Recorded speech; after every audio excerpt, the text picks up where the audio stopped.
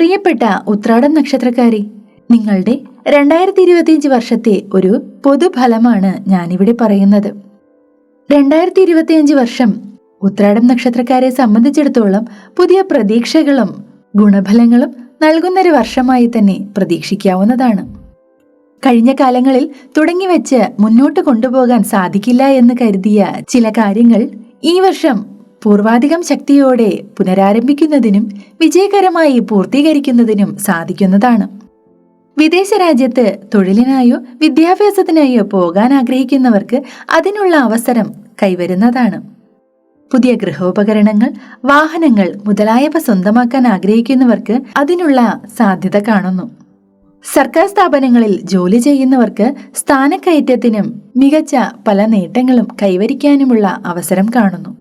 Private മേഖലയിൽ തൊഴിൽ ചെയ്യുന്നവർക്ക് തൊഴിലിൽ ചില പ്രയാസങ്ങൾ ഉണ്ടാകുവാനും ചിലപ്പോൾ തൊഴിൽ നഷ്ടപ്പെടാനുമുള്ള സാധ്യത കാണുന്നു. അല്പം ജാഗ്രതയോടെ തന്നെ മുന്നോട്ടു പോകുക.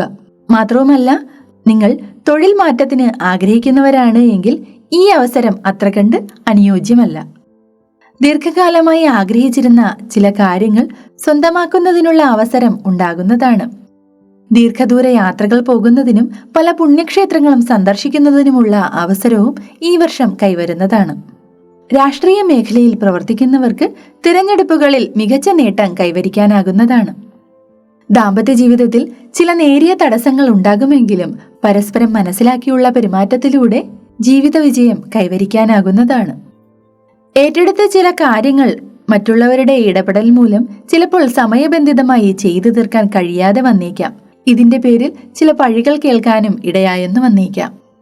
ചിട്ടയില്ലാത്ത ധനമിടപാടുകൾ കൊണ്ട് ധനനഷ്ടത്തിന് സാധ്യത കാണുന്നു. ലോൺ, ചിട്ടി മുതലായവയുടെ തിരിച്ചടവുകൾ ചിലപ്പോൾ മുടങ്ങിപ്പോയേക്കാം. ജാഗ്രത പുലർത്തുക.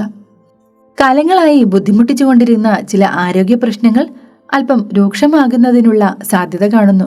മികച്ച വൈദ്യോപദേശം തേടുന്നതിന് ഈ അവസരം പ്രയോജനപ്പെടുത്തേണ്ടതാണ്. അപ്പോൾ ഉത്രാടം നക്ഷത്രക്കാരെ, നിങ്ങളുടെ 2025 വർഷം എപ്രകാരമായിരിക്കുമെന്ന് ഇപ്പോൾ മനസ്സിലായി കാണുമല്ലോ. നിങ്ങളുടെ വ്യക്തിപരമായ കാര്യങ്ങൾ മികച്ചൊരു ജ്യോതിഷന്റെ സഹായത്തോടെ മനസ്സിലാക്കാവുന്നതാണ്. ഇവിടെ ഞാൻ സാമാന്യമായൊരു ഫലമാണ് പറഞ്ഞിട്ടുള്ളത്. ഇവയിൽ ഗുണഫലങ്ങളും ദോഷഫലങ്ങളും പരാമർശിച്ചിട്ടുണ്ട്. ഇതിൽ ഗുണഫലങ്ങൾ നിങ്ങൾക്ക് സ്വന്തമാകുന്നതിന് ഈശ്വരാനുഗ്രഹം വർദ്ധിപ്പിക്കേണ്ടതുണ്ട്. ഈശ്വരാനുഗ്രഹത്താൽ നിങ്ങൾക്കത് കൈവരട്ടെ എന്ന് പ്രാർത്ഥിച്ചുകൊള്ളുന്നു.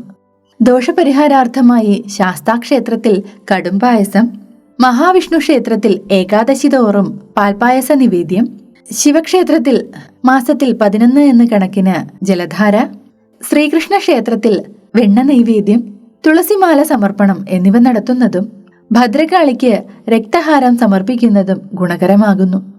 അപ്പോൾ ഈ വീഡിയോ നിങ്ങൾക്ക് ഉപകാരപ്രദമായി കാണുമെന്ന് പ്രതീക്ഷിക്കുന്നു. വീഡിയോ ഇഷ്ടമായെങ്കിൽ ഒരു ലൈക്ക് ചെയ്യാനും ഷെയർ ചെയ്യാനും സബ്സ്ക്രൈബ് ചെയ്യാനും മറക്കരുതേ. മറ്റൊരു വീഡിയോയിൽ മറ്റൊരു വിഷയവുമായി വീണ്ടും കണ്ടുമുട്ടാം. കൃഷ്ണ ഗുരുവായൂരപ്പ, ഏവർക്കും നന്മകൾ വരട്ടെ.